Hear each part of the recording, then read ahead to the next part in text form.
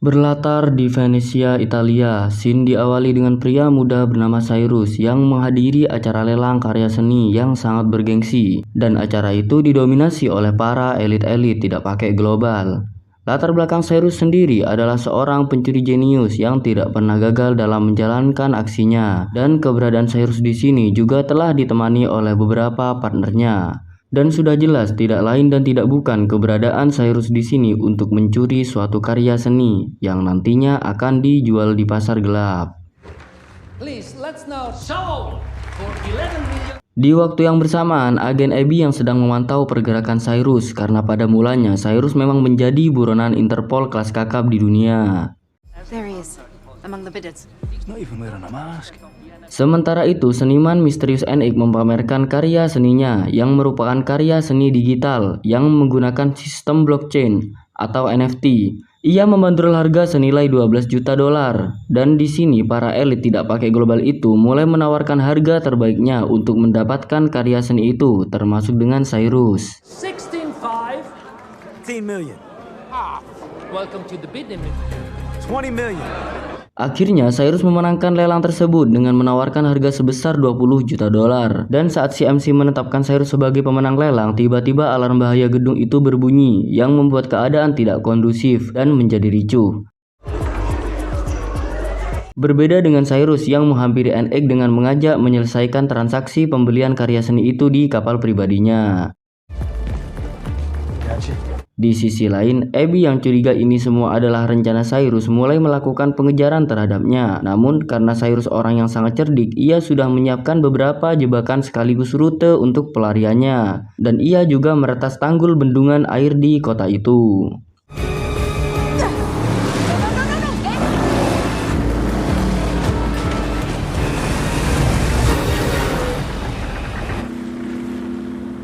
Di waktu yang bersamaan, kita juga akan diperlihatkan dengan suatu acara lelang yang bergengsi, tepatnya di London, Inggris. Kesimpulannya, aksi Cyrus pada acara lelang di Venesia, Italia hanyalah sebuah pengalihan untuk Interpol, karena pada dasarnya incaran Cyrus adalah karya seni Van Gogh yang dilelang di London, Inggris. Dan yang menjalankan aksinya adalah dua teman dari Cyrus. Gila sih emang. Thank you, Stuart.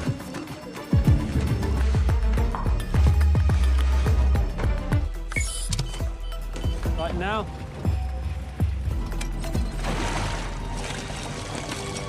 Saat tiba di kapal, Cyrus menepati janjinya kepada NX dengan mentransfer cuan sesuai harga yang telah ditentukan dan mereka berpesta bersama.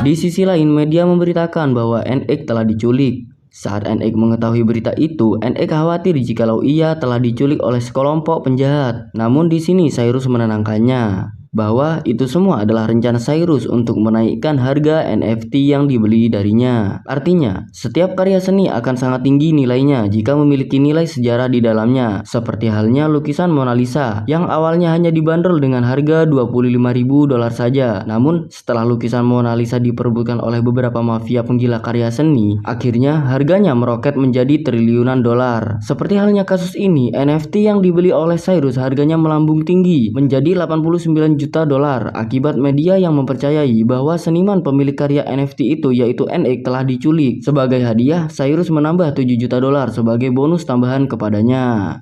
What? 89 million. Di sisi lain, kita akan diperlihatkan dengan salah satu rekan Cyrus bernama Danton yang tertangkap oleh Abby yang mengetahui identitas Danton. Go back to Chicago, huh? My life. Di waktu yang bersamaan, Abby mendapati sebuah paket yang berisi foto mesranya dengan Cyrus, yang faktanya Abby adalah mantan kekasih Cyrus. Di situ pula terdapat sebuah alamat yang menyuruhnya untuk pergi ke kediamannya Cyrus, yaitu di London. We're going back to London.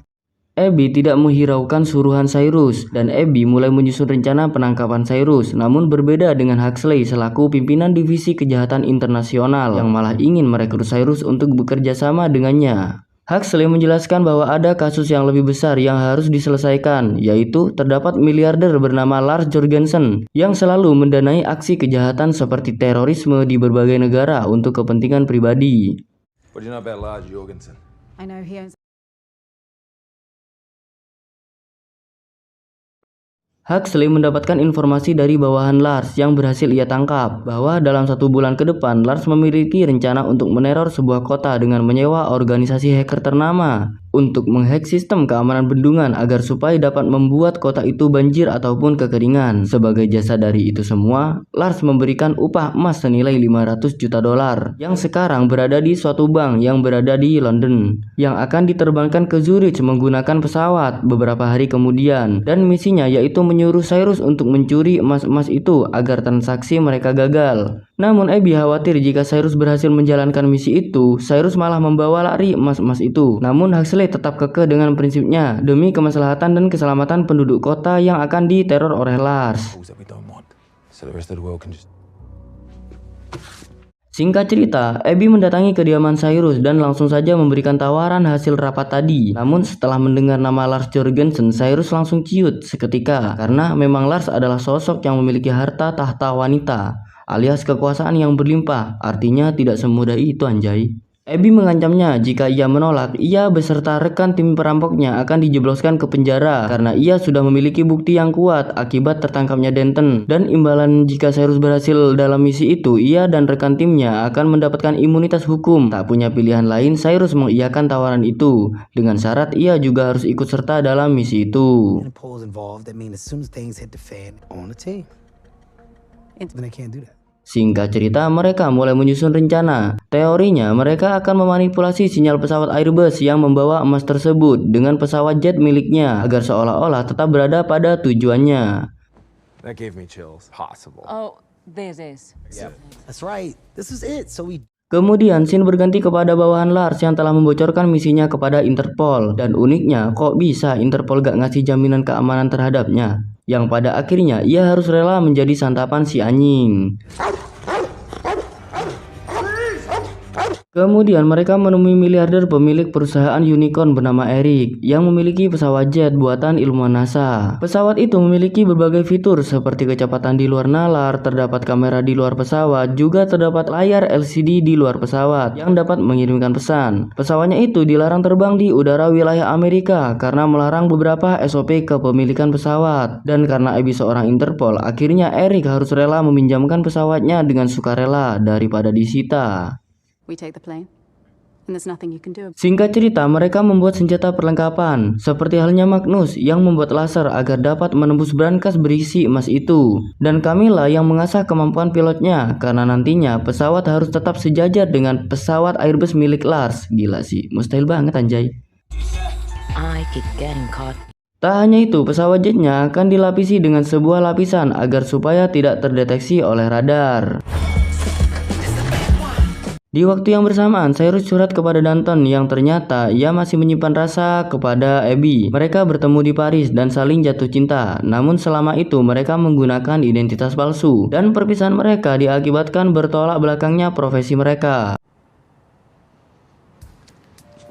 Kemudian Misan selaku hacker di tim ini yang berhasil menduplikat sinyal pesawat Airbus. Namun duplikat itu masih dapat terdeteksi oleh tim kontrol udara di kota Brussels. Kemudian Cyrus mengatakan, jika tidak bisa menghack sistem teknologi, maka kita akan menghack manusia yang mengoperasikannya.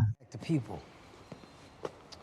Kemudian mereka mendatangi Harry. Harry sendiri adalah mantan informan Interpol Abby dan sekarang menjadi karyawan kontrol udara di Brussels. Awalnya ia menolak dengan tawaran itu, namun setelah Cyrus menawarkan uang senilai 1 juta dolar Zimbabwe, akhirnya ia menyetujuinya. Dan uang itu menggunakan uang pribadi milik Cyrus. Dan Abby yang agak keberatan dengan rencananya itu. You do that? Yeah, it's about Singkat cerita, mereka berdua menemui Huxley. Huxley memberitakan bahwa ia menemukan sisa potongan manusia bawahan Lars di awal scene tadi. Dan karena Lars tahu bahwa rencananya telah bocor kepada Interpol, maka Lars mempercepat aksinya itu. Cyrus yang merasa persiapan yang hanya kurang dari 2 minggu belum matang memutuskan untuk memundurkan diri dari misi ini. Dan karena Huxley mengancam dengan memenjarakannya, akhirnya ia tetap lanjut. take away your immunity. 10 days. That's not enough. Saat ia menjalankan situasi ini kepada rekan timnya dan karena Cyrus sangat sayang kepada bawahannya, ia memutuskan untuk menanggung misi ini sendirian. Namun semua anggota timnya tidak menyetujuinya dan malah akan membantu Cyrus dan akan menanggung semua resiko yang terjadi karena pada dasarnya mereka melakukan itu semua bukan hanya karena uang, melainkan mereka menyukai tantangan. Gila sih, kompak banget emang. Yeah. I'm in.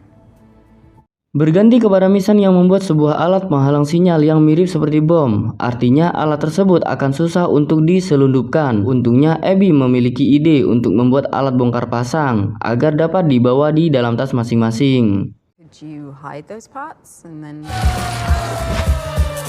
Rencana demi rencana mulai terrealisasikan, mulai dari co-pilot Airbus yang ditentukan oleh mereka dan bandar udara pesawat yang akan mereka bajak yang juga mereka tentukan. Dan rencananya ketika sudah berhasil mendapatkan emas itu akan diangkut menggunakan kereta dan langsung menuju ke tempat Huxley berada. No. Paul will be waiting to receive our half. If it was in a Singkat cerita, hari H pun tiba dengan tim yang menyebar di berbagai titik di dalam pesawat incaran mereka. Dan terlihat emas yang juga sudah diamankan oleh Lars dan juga bawahannya. Tiba-tiba satu masalah muncul dengan Luke yang tiba-tiba membatalkan ikut serta menjalankan misi itu. Namun Cyrus tetap tenang dengan keputusan Luke. Sedangkan beberapa alat penghalau sinyal dibawa oleh Luke yang mengakibatkan jangkauan dari alat tersebut tidak maksimal dan harus lebih dekat dalam menaruhnya, yaitu di kamar mandi dekat kokpit yang pastinya makin berisiko untuk ketahuan. Coach bathroom where all the pieces are and take. Di sisi lain, Camilla yang akan take off menggunakan pesawat jetnya akan berada di bawah Airbus dalam 10 menit ke depan. Masalah lain tiba-tiba muncul saat Abby yang akan merancang komponen alat penghalau sinyal malah menjatuhkannya. Di sisi lain, Camilla yang telah berhasil berada di posisinya dengan Harry yang panik karena radar pendeteksi sinyal yang mendeteksi ada 2 sinyal pesawat yang berdekatan. Rekan tim Harry panik dan akan melaporkan kejadian ini. Namun Harry dapat menenangkan rekan timnya tersebut dan untungnya di waktu yang tepat Cyrus dapat mengaktifkan alat penghalau sinyal dan membuat keadaan menjadi kondusif. See? Kemudian Harry menghubungi co-pilotnya agar supaya melapor bahwa Bandara Zurich dilanda banjir yang menghalangi jalur landasan dan menghimbau bahwa pendaratannya akan dilakukan di bandara terdekat lainnya yaitu di wilayah Cortina. Untuk mencegah perusahaan penerbangan tahu, mereka mengirimkan drone yang telah diduplikasi sinyal pesawat Airbus agar seolah-olah tetap berada pada tujuannya.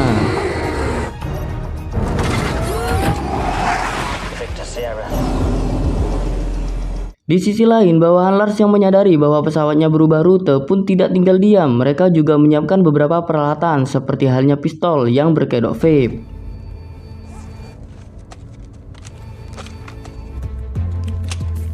Berganti kepada Magnus dan Danton yang mulai melancarkan aksinya. Magnus membawa alat pembuka brankas dan juga tabung-tabung oksigen yang digunakan untuk oksigen tambahan karena di lapisan pengamanan brankas pertama tidak ada udara.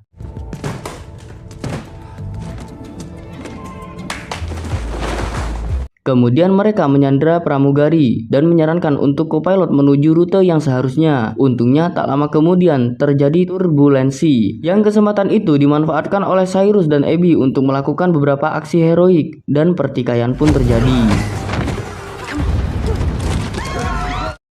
Di sisi lain, Magnus dengan alat sederhananya berhasil membuka brankas tersebut dan bersiap akan menurunkan emas tersebut. Ternyata bandar udara di wilayah Cortina yang mereka siapkan berada di antara gunung salju, yang pastinya mengakibatkan landing pesawat yang cukup sulit dan harus ngedrift ala-ala Fast and Furious karena landasan yang licin.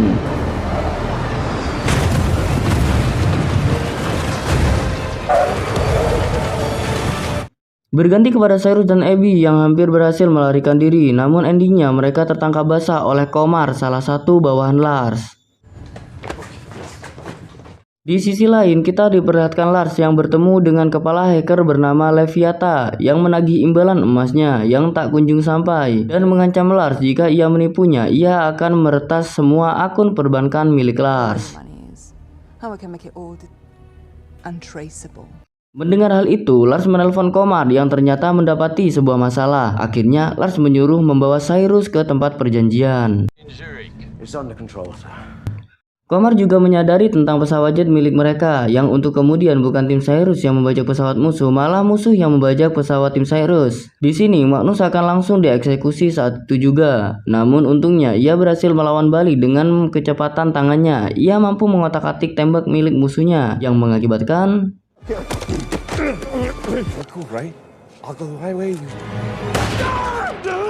berganti kepada Cyrus di kakak. Camilla dengan mustahilnya membuat pesawat itu ugal-ugalan agar dapat melepaskan satu persatu lapisan-lapisan yang melapisi pesawat tersebut agar supaya pesawat mereka terdeteksi oleh radar.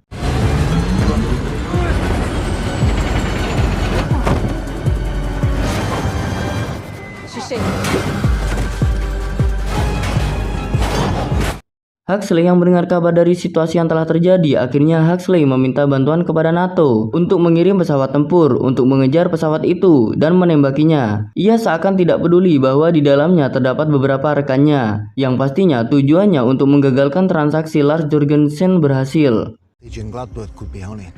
We can't. Untungnya Harry mengetahui situasi itu dan memberitahu kepada pilot pesawat tempur untuk tidak menembaknya karena di dalamnya terdapat warga sipil yang ditawan. Pilot pesawat tempur itu menelpon Camilla apakah benar situasinya seperti itu. Camilla tidak menjawab karena ia juga sedang ditodong pistol, dan di saat ada kesempatan Cyrus melawan balik. Kenapa gak dari tadi anjay? Yang untuk kemudian Camilla mengirim sebuah pesan lewat layar LCD di luar pesawat sesuai arahan Harry agar NATO batal untuk menembakinya. Control, we have contact. Is on board. Stand down. Mereka berhasil memenangkan pertikaian yang terjadi dengan Camilla yang membantu melakukan perlawanan dengan membuat pesawat ugal-ugalan.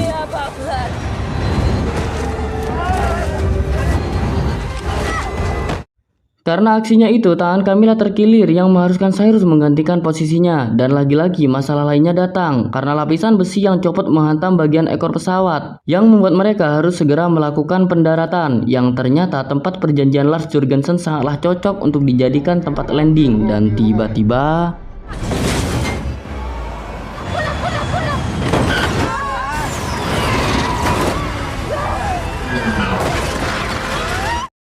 saat berhasil mendarat dan keluar, Cyrus yang sudah disambut dengan beberapa todongan pistol yang memberi kode kepada Misan agar mengaktifkan kamera yang berada di dinding pesawat, agar setidaknya jika mereka mati masih ada bukti untuk penangkapan Lars.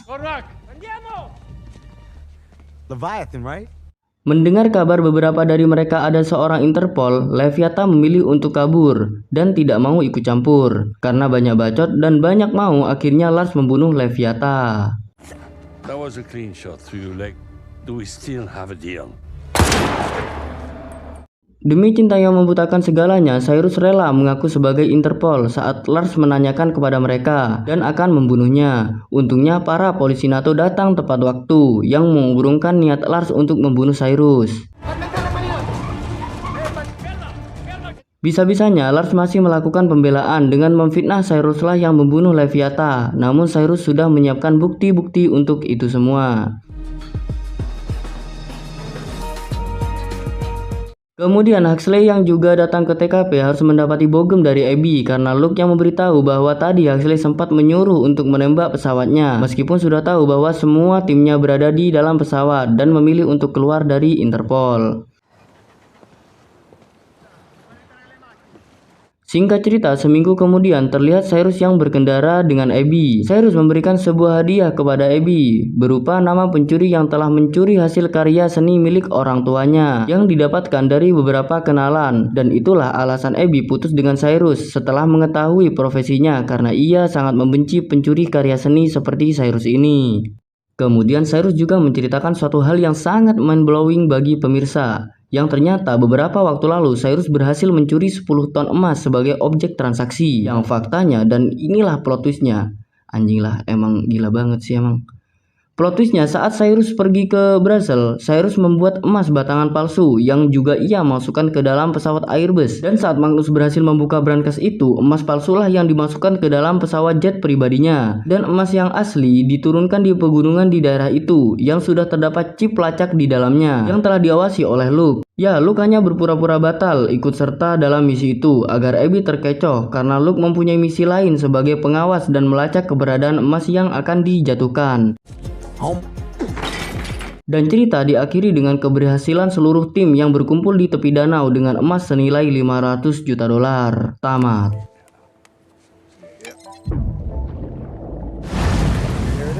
Ending yang sungguh merumitkan saya dalam merangkum alur cerita film ini karena banyak plot twistnya. Dan pesan yang dapat diambil dari kisah kali ini, hati-hati terhadap sifat dan akal manusia karena banyak sekali rupanya, seperti halnya Cyrus yang memiliki 1000 cara untuk memanipulasi psikologi manusia. Dihimbau untuk jangan mudah percaya. Saya Rokici selaku pengisi suara mohon undur diri, salam mantap jiwa.